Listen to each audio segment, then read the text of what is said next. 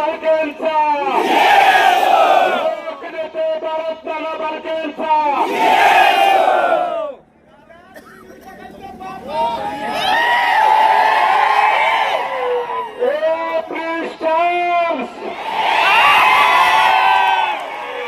पंढरपूरची तुला गर्दी बघायची होती ना? पंढरपूरच्या का पुण्याच्या घरात एकदा येऊन बघ. आत्मीयता काय असते, प्रेम काय असतं, जीवन काय असतो,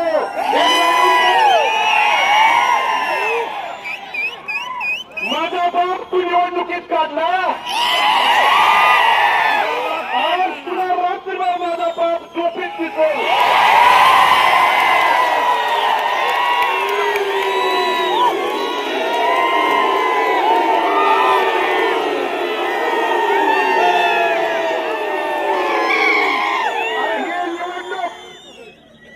विकासाच्या मुद्द्यावर घेऊन जावा म्हणून पहिल्या दिवसापासून सांगत होतो.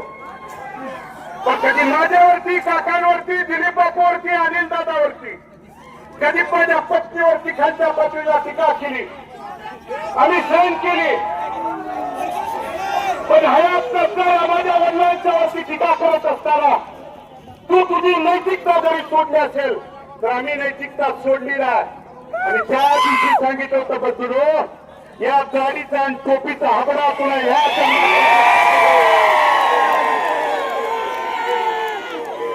21ला पोटनिवडणुकीत रणगांचा पळून गेला. 24ला देखील येतो म्हणून पळून गेला. मला या शिवतीर्थावरून तुला खुला आला. 2025 4 वर्ष तुझ्याकडे तू तुझ्या बापाच्या त्याची खरी औलाद असेल तर 19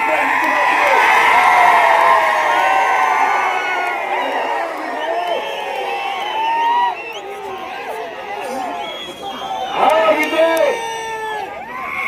1, 2, 3, 11,136 मतांनी आणि म्हणून बंधूंनो मला तुम्हाला सन्मानपूर्वक आवर्जून सांगायचा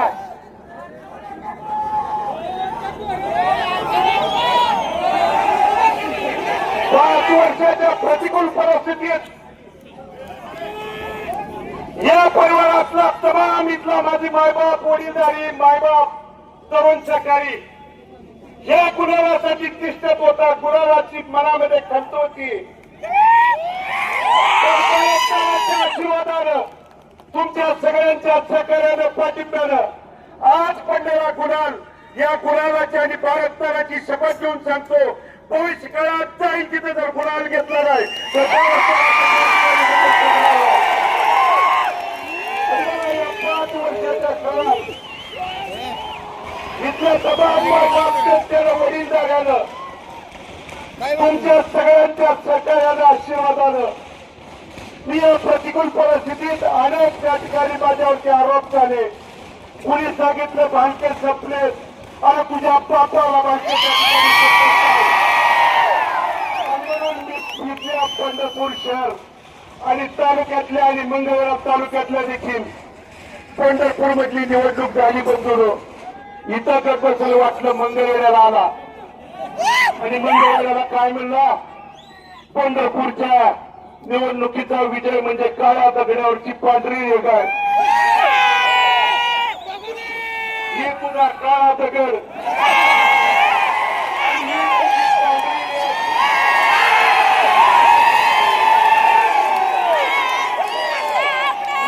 पंढरपूरचा गुन्हा नाही तर मंगळवेढचा देखील गुन्ह्यांच्या जिल्हा परिषद असेल, पंचायत समिती. बंधूंनो खऱ्या अर्थानं अंतकरणपूर्वक, ऋणपूर्वक कुणाचं ऋण व्यक्त करायचं असेल तर भगीरथ या 5 वर्षात लढला. त्या लढायला बळ इथल्या खऱ्या अर्थानं उपस्थित माझ्या बायबाप तरुण सहकार्यांनी, माता भगिनींनी आणि सहकार्यांनी दिलं. माझा बाप खऱ्या अर्थानं आज जिवंत ठेवण्याचे काम तुमच्या संघर्षानं, स्वाभिमानानं, तुमच्या लढाईनं, तुमच्या त्या ठिकाणी कार्यकर्त्यांची निष्ठा, प्रेम काय असतं या खऱ्या अर्थानं भारताला जिवंत ठेवण्याचं काम तुम्ही त्या ठिकाणी केलं. त्यामुळे तुमच्या अर्थ करण्यात तुमच्या त्या ठिकाणी त्या केलेल्या कामात भगीरथ बालके आणि बालके कुटुंब कधी त्या ठिकाणी उतराई होऊ शकत नाही. पण या पुढच्या प्रिन्सला आणि त्याच्या बगलबच्च्याला थांबणार 11,000 अधिक मताधिक्य पंढरपूर शहरातल्या मायबावल्याने मायबाप जनतेने दिलंय.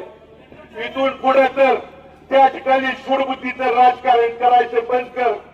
कारण बंधून इलेक्शन मध्ये त्या ठिकाणी सरकार बाजार म्हणून हाताशी धरून एक गुन्हा केला, दुसरा त्या ठिकाणी केला. काल परवा तुम्हाला सांगायचा प्रिन्स चार्जच्या घरातल्यानी माझ्यावरती 3रा गुन्हा दाखल केलाय. काय केला? यांची त्या ठिकाणी मी यांची उतारे दाखवले, यांचा भ्रष्टाचार दाखवला. अरे गुन्हा दाखल करतोय हॅट. आणि उद्यापासून तुझ्या या 40 वर्षाचा पापाचा घडा पंढरपूर शहरातल्या तमाम त्या ठिकाणी शिवतीर्थानं दाखवलं. फक्त तुला माझं एवढंच सांगणार, सूडबुद्धीचं राजकारण करू नको. एकदा मायबाप जनतेने आशीर्वाद दिल्यानंतर गुन्हा दाखल केलं. काय केलं? आबरू नुकसानीचा माझ्यावरती गुन्हा दाखल केला. अरे तुला जेवढी पुढी आबरू राहिली ती या निवडणुकीत 136 मतानं मताधिक्य दिल्यावर तुला आबरू तर शिल्लक आहे का? एकदा तपास. उद्यापासून प्रणिता भालके आणि तीर्थक्षेत्र विकास आघाडीच्या बंधूंनो, कारण या भगीरथ बालकेंनी जिथल्या मायबाप जनतेला शब्द दिला की प्रणिता भालके यांनी निवडून गेलेले सर्व सन्माननीय नगरसेवक काम करायला सक्षम आहेत.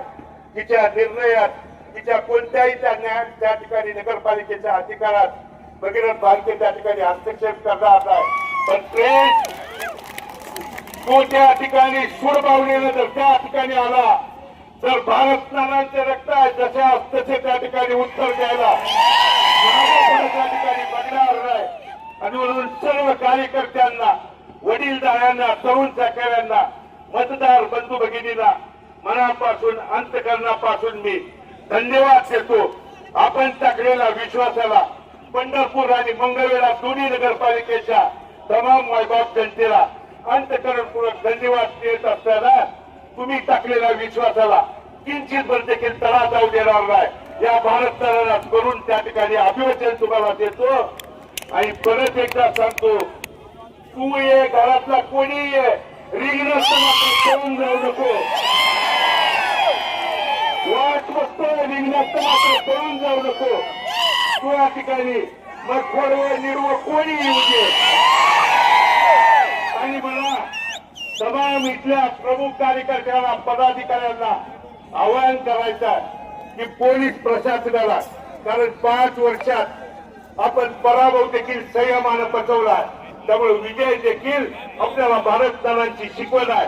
संयमानं, शांततेत त्या ठिकाणी घेऊया.